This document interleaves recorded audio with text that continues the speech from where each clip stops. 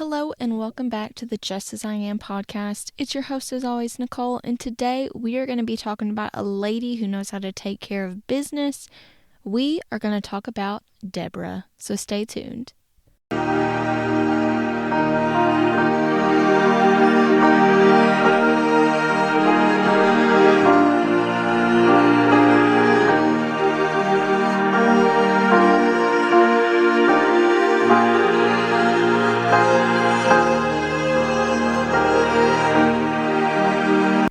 I am so glad y'all are here with me today. This was actually going to be posted a while ago, and it is way past due because I was going to record it and then I realized I did not have my notes, and I wanted to make sure I got every part of this story together for you because I don't want you to miss anything. So this, like I said, is going to be about Deborah. Now, how did I get on Deborah, you ask? Well, I have been making some blogs, so you can go to my website and check those out. They have actually been about types of biblical women, right? These TikToks, one has mainly been about, Proverbs 31 women. And then you have like a counterpart, which is Judges 4 women. So I had done one blog about Proverbs 31 women and what they're all about and how they roll. But I wanted to also do another blog for these Judges 4 women. Now, don't get me wrong, there are plenty of other types of women in the Bible, but obviously, I don't know why, but TikTok is not raging about them. Maybe if they're listening now, they might. So hopefully we'll get some of that. But I wanted to dig into and see what a Judges 4 woman is. And when you dig in Judges 4, you find Deborah. So Judges 4 mainly talks about Deborah. And when I was reading about Deborah is, I don't want to say a girl's girl. Like, she's a lady for the people, okay? So we're going to dive deep into Judges 4. And it doesn't really tell us like all of Deborah's bio, but it tells about Deborah's life in this moment. If you know anything about Judges, it is about the judges of Israel. I mean, you probably guessed that or had some inclination by the title. But Deborah was once a gal who was many things. She was a wife, she was a poet, she was a prophet. This girl was a military leader, okay? But most importantly, like I said, she was a judge of Israel. Deborah would be, as the kids say nowadays, a baddie, okay? Deborah is a definite baddie, and let me tell you why. But, like, she's a baddie in the best way, okay? So, we can find her story in Judges 4 and 5, and this dates back to around 1200 BC or so. So, this is a very, very, very long time ago, even way before Jesus. So during this time, the Israelites were acting up yet again. They were doing evil in the sight of the Lord, okay? After the judge Ehud had died, right? Ehud, they went on the crazy train or something. I don't know. But because of this, God had sold them to King Jabin of Canaan. You know, guys, I want you to be proud of me because I actually looked up some of the pronunciations of these names and I missed this one, but I did look them up, I promise. So anyways, so the king had a very large army, typical, and this was run by a man named Sisera. So Sisera was the general leader. He was the head honcho. Okay? And even though they did this to themselves, the Israelites cried for help because, when you tell a kid not to do something and then they do it anyways, and then they get stuck or they get hurt or they get in trouble, they cry for help. It's just a thing. So, God's little babies, the Israelites, are crying for help. And they were crying for help because the king had such a large army. Okay? He had in his army 900 chariots that were made of iron. I'm not very knowledgeable on chariots, but because this is in the Bible, I'm going to take it as important. So if you are some of my history scholars, share your tidbits. But they had 900 chariots that were made of iron, and by this point, they had been over the Israelites for 20 years.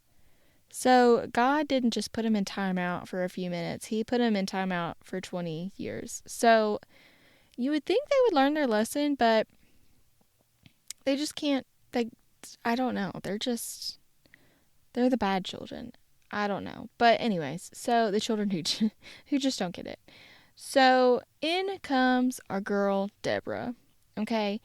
Deborah, the prophetess and dear wife of another name I forgot to look up, Lapidoth.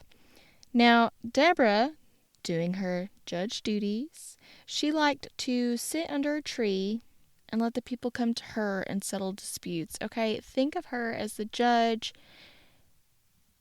in her chair with her desk and her gavel. She liked to sit under the tree and then have everybody just line up, come to her, present whatever they had, and hear her feedback.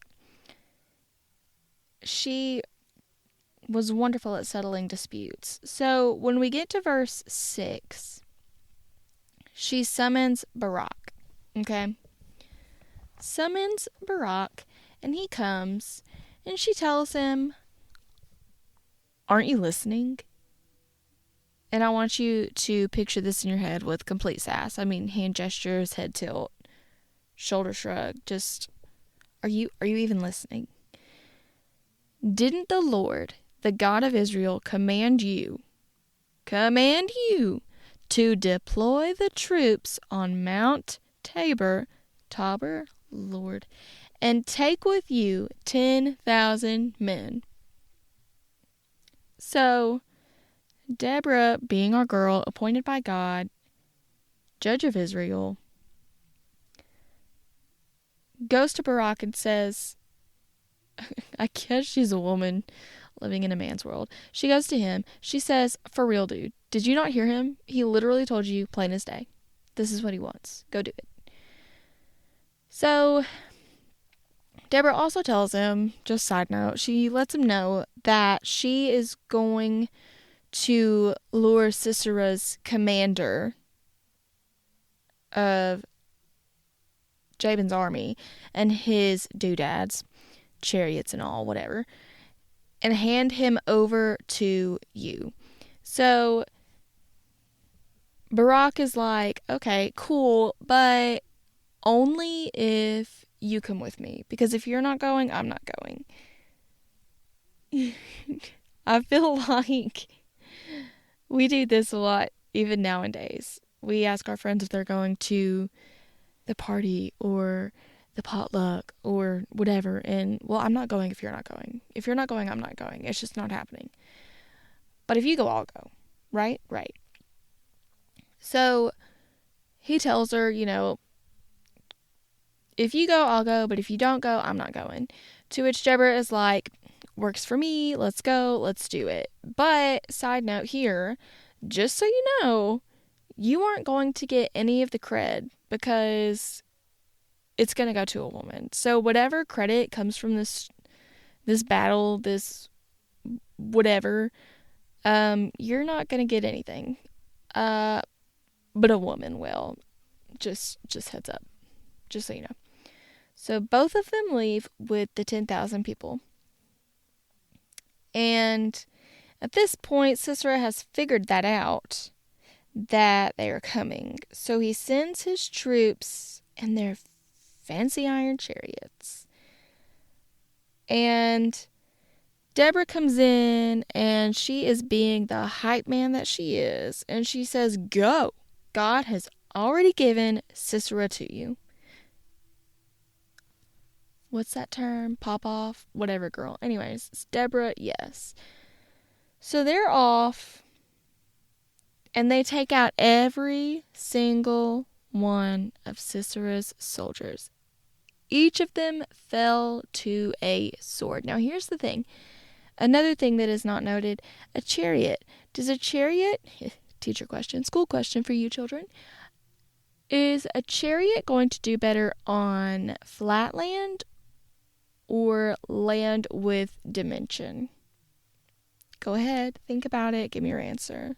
Flat land, land with dimension. And when I say dimension, I mean hills, valleys, bumps, crevices, all that stuff. A chariot is going to do so much better on flat land, but our Israelites were smart and they went to the land with dimension, the land with all those hills and crevices, because they knew how to do it. They knew how to go into this and take control and win. So, like I said, every single one of the Canaanites, Sisera's soldiers, fell to the sword. None of them survived. But here's the thing. As they all died, their noble leader ran away. Sisera was like Courage the Cowardly Dog, and he skedaddled right on out of there. He was not fixing to stay. He was not fixing to join those soldiers that he brought to a war that was ultimately their end. Now, Yael comes into the picture, okay, and thinking that she is a friend because friend of a friend situation, her husband is friends with the king or something or another. You can go read it for yourself. Because of this affiliation, Sisera feels safe with her. He goes to her, meets her at her tent, and being the lady that she is, she invites him in, okay? Yael invites him in, covers him up with a blanket. She gives him some milk when he says he's thirsty. You know, he asks her for some water, and she gives him some milk. And then she covers him back up, right? She is taking such good care of him, okay? After this, he basically tells her to stand guard at the door, okay? Stand guard at the door, and if anyone comes looking, tell them that no one is here. Nobody. No man, no woman, nobody. You have not seen me. Well, when he finally falls asleep, this girl skirts on over, grabs her a hammer and a tent peg, and puts it all the way through his temple. So she hammers, while he's asleep, she hammers a tent peg. And mind you, tent pegs are not like little short nails, okay? They are long. It goes all the way through his head. So from temple to temple, she hammers this tent peg in his temple, in his head. When Barak shows back up, Yael goes out and says, "Hey, come here. I've got your guy." And he comes to find Sisera, okay? Sisera, right where she left him, covered up, tent peg to the skull. Fabulous, right? So after that, God subdued the Canaanite king, letting Israel prosper, eventually destroying Jabin. So to celebrate, Deborah and Barak ended with a song, because you know what? We love a good music, girly, okay? We love a song. We love music. We love to celebrate. Okay? It's kind of... This song is definitely poetic because remember, Deborah was a girl of poetry. So, very poetic, very lyrical, very... You'll just have to read it for yourself. But the first bit of the song is praising God, because, for everything, we praise God. And then Deborah speaks of how things were before she became a judge. She kind of butters herself up here, and I'm not trying to take any credit away from you, Deborah, but the girl is like, this place was trash, and then I came in, and it is so much better now. Wouldn't we all? I mean, come on. Guilty. When you would sing a song, you would at least butter yourself up a little bit. Maybe just a dash. Just a pinch of butter, So, explaining the situation on how Israel got into the mess, and she praises God and gives God thanks for the people, telling them, hey, you need to praise him also. When we finish reading, we eventually get to the blessing Yael in verse 24 and talking about what she did to Sisera, because that was a very brave action for her. Now, his mom is involved. Sisera's mom. Sisera's mom is involved. Ooh, whoops. Mama is sad and worrying about him because Mama don't know where he's at. She hadn't heard from him. Nothing. She's nervous. Well, it ends telling us in verse 31 that Israel had peace in the land for 40 years. That special number, 40 is just one of those numbers. 40 days and nights, 40 years. 40 years, definitely. But 40 is just one of those numbers. So this concludes Judges 4 and 5. I hope you enjoyed it. But ending with this, Yael wasn't even an Israelite. She was a woman of something else, but she understood. She knew the mission. She understood the mission. And she took her bravery and courage and strength and all that stuff to help the Israelites. And so we want to commend her for that. We want to be like, thanks, girl. You are a true friend. But once again, that's a whole nother thing. You can go back to my website and my blog and kind of read about. But I want to tell you one more thing.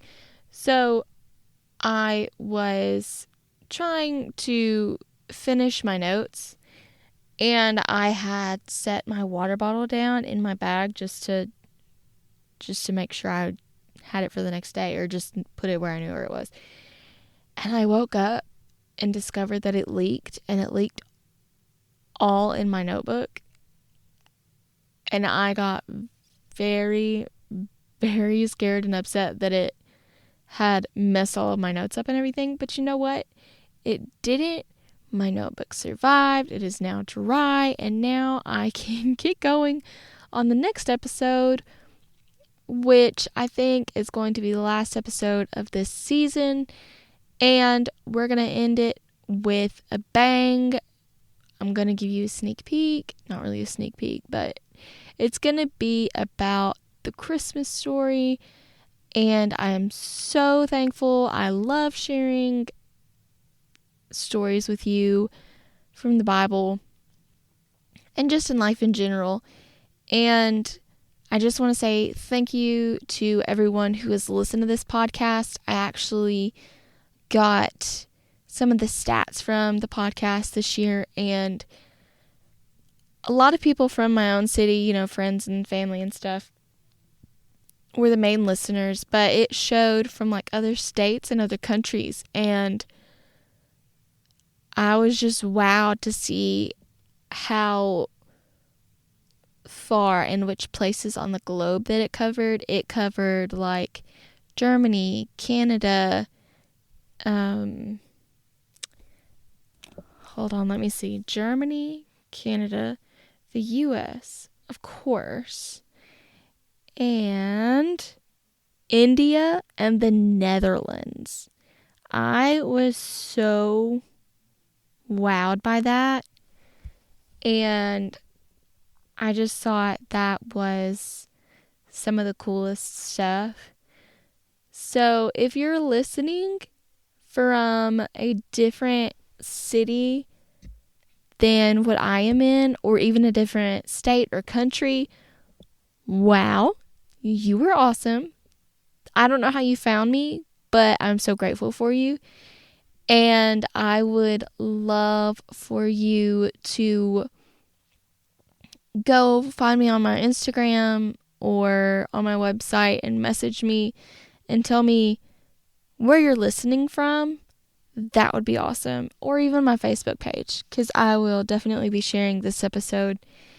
And I would love for you to let me know. You don't have to give me your address or anything, but just, where you're listening from would be so fabulous and cool. And I'm so grateful for you. And I hope everyone has an amazing day. Thank you so much for listening. I will catch you on the next one. Bye.